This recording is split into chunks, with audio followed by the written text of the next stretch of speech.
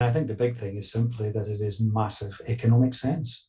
We've seen, offshore wind in particular go from when I started to 15 years ago in offshore wind, probably 155, 160 pounds a megawatt hour down to 35. So actually zero subsidy, less than zero subsidy. Companies are paying the government for the right to generate power. And again, recent leasing rounds showing the sums of money that companies are prepared to pay to get leasing rights. I mean, there's always a carrot and a stick. So if the carrot is the sensible investment, the other thing is the stick. And I mean, anyone who was watching the Shell case in The Hague very recently, you can't help but notice the strapline the judge came out, which is that their activities cause a threat to the right to life. Now, anyone who's investing in fossil fuels now has to have that in the back of their head. So you need to start, obviously, with some degree of fixed price system. You need to develop the supply chain, you need to develop infrastructure, you need to allow companies such as Vestas and Co to invest because they need to see some long-term security. So you need to see some projects coming through with a degree of certainty, both on tariff, access to grid, etc. And that can be, at the start, relatively more expensive. And then you have the step down into competitive auctions for pricing. Again, that can happen, but you need to identify on that way if there are key projects you need to support, such as happened in the UK with the FID enabling projects, which allowed a couple of very significant projects to go forward. And it was those projects that built, for example, the big Siemens blade factory that they have in the Humber. And that was based upon, again, just identifying key strategic projects and making sure they happened.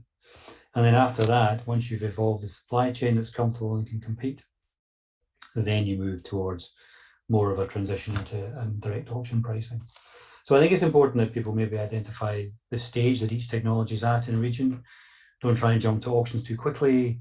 Don't try and open up to open market too quickly. Keep some control over that at the early stages and make sure that you've got a balanced approach to getting the right technologies to the right stage where they can then have some longevity in the market. I think these are important. But I think the other lesson that I'm particularly keen is that we need to do more with the supply chain.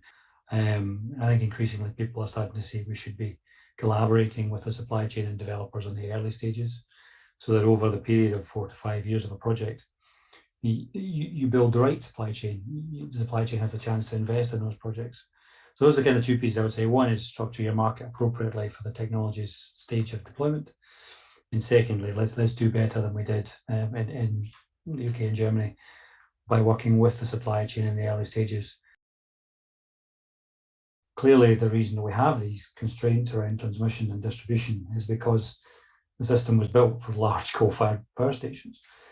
And the big thing really here is that by going to gas, you don't short circuit that. I mean, replacing one large dispatchable power station with a different type of large dispatchable power station doesn't fix it. So I think, in many ways it's a sticking plaster and it's not a very good sticking plaster. What you want to do is take a look at how you make a far more decentralized grid system, a far more intelligent system with energy consumers, linking to battery powers and storage, linking to electrical vehicles, reducing the need for vast decentralized grids, but moving forward with HVDC, looking again, potentially hydrogen storing and battery.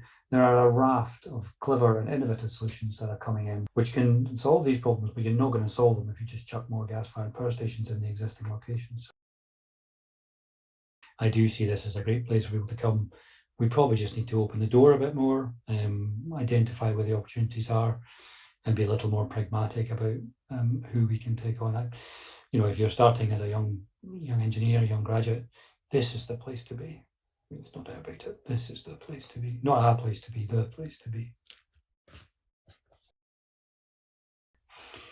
Well, I think you probably gather it needs to be people. I think what we should do at COP26 is somehow manage to appeal to the generation that's going to drive us forward, to the young, dynamic, diverse, people, the Greta's choice people, such as yourself, who are going to drive this agenda forward and hopefully kick me and a number of the old grey-suited men out the other door and make it happen. So I think it's appealing in COP26 to the next generation that's coming on to really drive this forward so that they create a better world for themselves.